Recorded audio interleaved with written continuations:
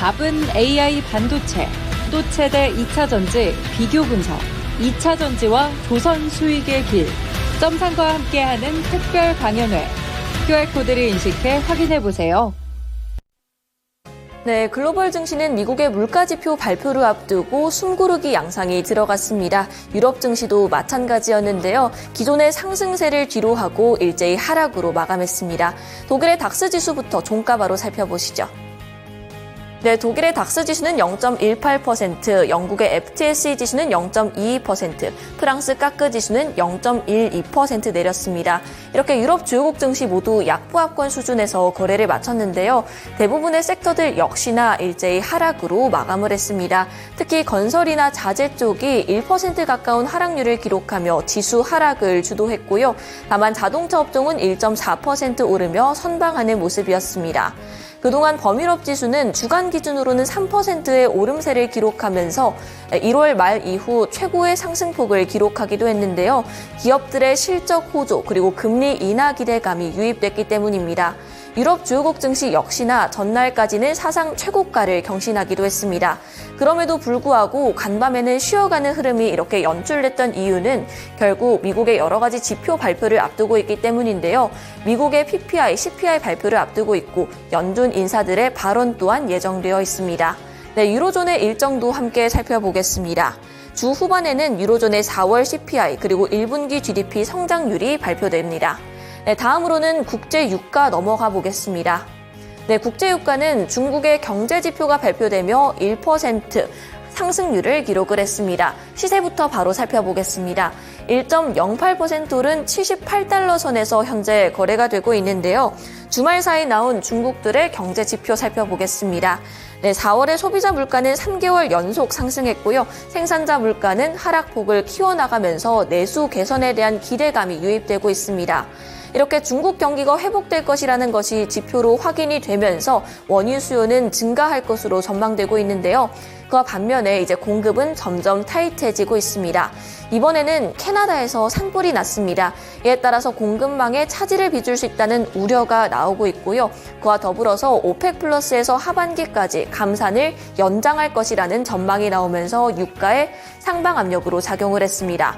네, 넘어가서 금 가격도 함께 살펴보겠습니다. 네, 금 가격은 반대로 내렸습니다. 1.38% 내리면서 2,342달러에서 현재 거래가 되고 있는데요. 이렇게 그래프를 보시면 꾸준한 우하향 그래프를 확인할 수 있습니다. 네, 전일 상승분을 대부분 반납한 모습인데 미국의 CPI, PPI 발표를 앞두고 금시장 역시나 쉬어가는 흐름이 연출이 됐습니다.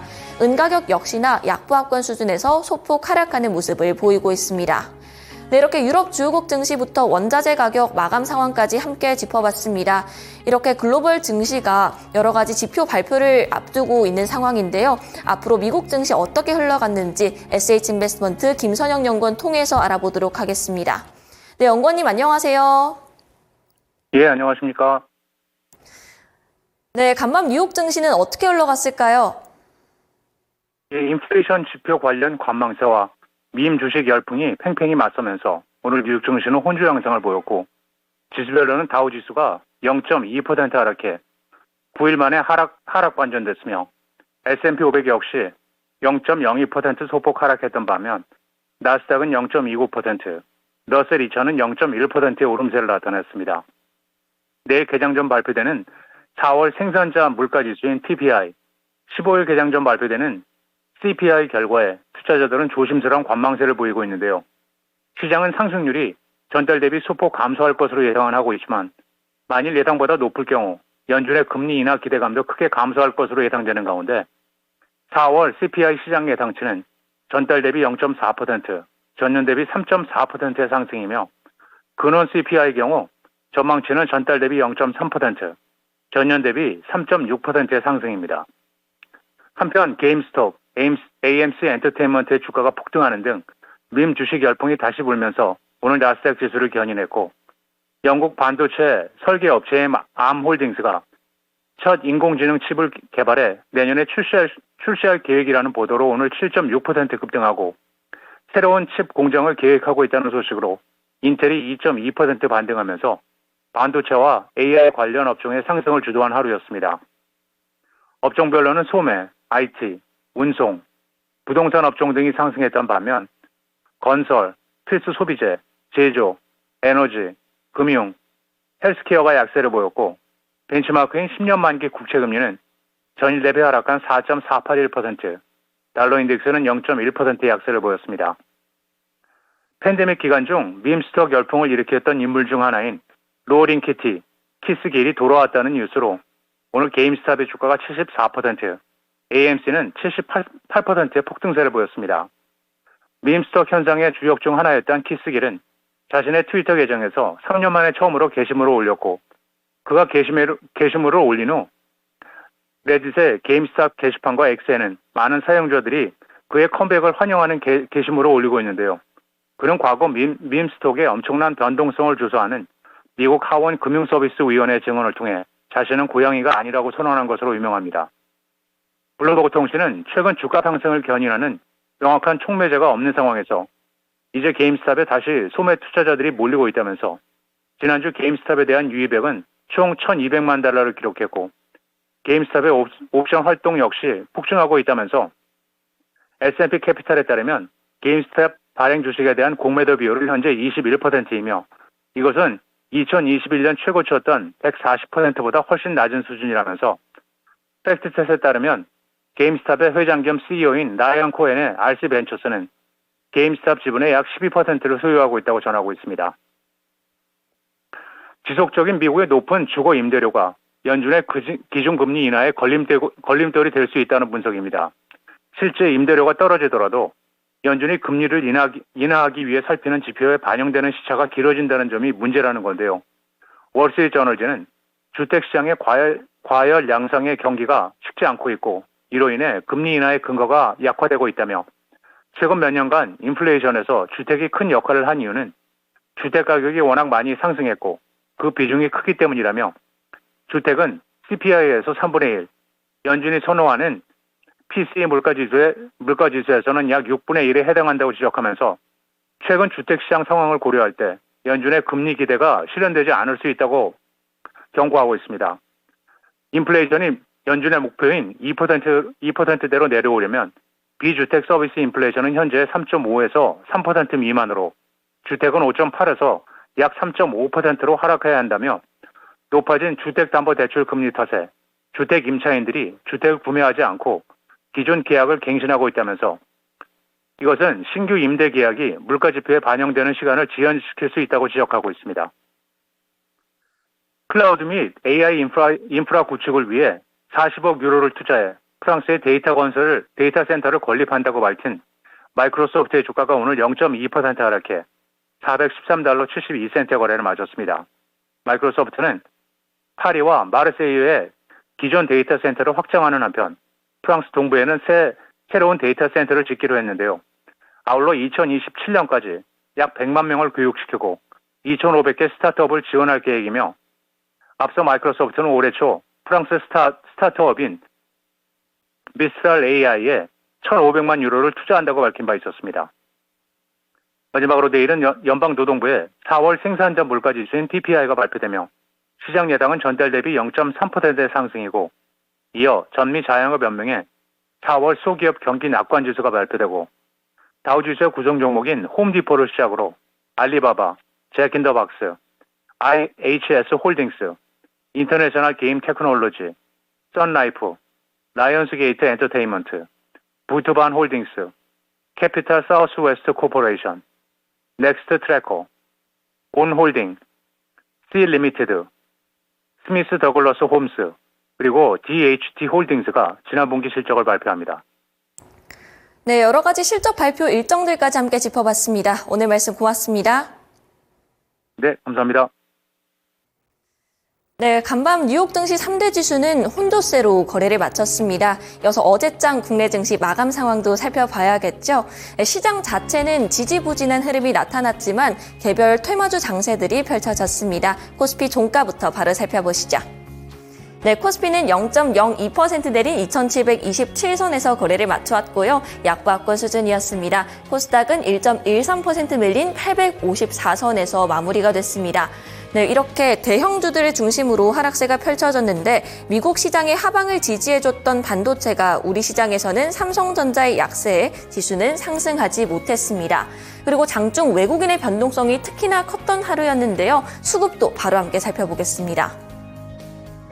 네, 코스피의 외국인 장중 변동성이 앞서 말씀드렸다시피 컸습니다. 강보합으로 코스피가 출발했지만 이후 외국인이 매도로 전환하면서 반락했고요. 다시 한번 장 막판에 외국인이 다시 순매수로 전환했음에도 불구하고 코스피는 약보합권 수준에서 거래를 마쳤습니다. 결과적으로 놓고 보면 외국인과 기관의 쌍끌이 매수세가 유입이 됐는데 특히 기관 쪽에서는 실적 발표를 한 금융주들을 중심으로 크게 사들이는 모습이었습니다. 네, 코스닥의 흐름은 조금 달랐습니다. 개인이 2천억 원 넘게 사들이면서 지수를 지지하는 모습이었지만 외국인과 기관의 동반 매도세에 이기지 못하고 결국 1% 하락으로 거래를 마쳤습니다. 네, 그리고 첫 번째 특징 섹터로 AI 관련된 종목들 살펴보겠습니다. 애플의 AI 디바이스 시장 참전 소식이 들려왔습니다. 애플이 6월에 생성형 AI로 작동되는 시리를 공개한다는 뉴욕타임즈의 보도가 있었는데요. 챗GPT를 탑재하는 가능성까지 함께 거론이 됐습니다. 우리 국내에서는 기술 협력에 따른 기대감이 다시 나오고 있는 상황이고 또 한편으로는 경쟁이 심화될 것이라는 우려감도 함께 공존하고 있습니다. 거기에 이제 오픈 AI가 새로운 챗GPT를 내놓는다는 소식도 함께 전해졌습니다. 실제로 오늘 새벽 2시에 챗GPT 업데이트가 발표가 됐는데요. 마치 사람같이 대화를 할 수 있고 50개의 언어를 지원하고요. 기존의 속도의 2배이라고 합니다. 관련된 종목들의 흐름도 함께 살펴보겠습니다. 네, 가장 큰 폭을 오른 브리지텍 24% 넘게 오르면서 종가는 9,320원의 종가를 형성했습니다. 외에도 플리토, 미디어젠, SP소프트까지 각각 7, 8%가량의 상승률을 기록을 했는데요. 이렇게 애플의 차세대 음성비서 시리가 공개된다는 소식과 함께 AI 챗봇주들의 흐름이 좋았고 특히나 음성인식 관련주들이 탄력이 좋은 모습이었는데요. 실제로 그 모습을 드러내는 6월의 개발자 컨퍼런스까지 이 모멘텀이 지속될 수 있을지는 살펴보시기 바랍니다. 네, 다음으로 넘어가서 이 AI와 함께 엮여있는 테마죠. 전력, 기기 관련된 종목들 살펴보겠습니다.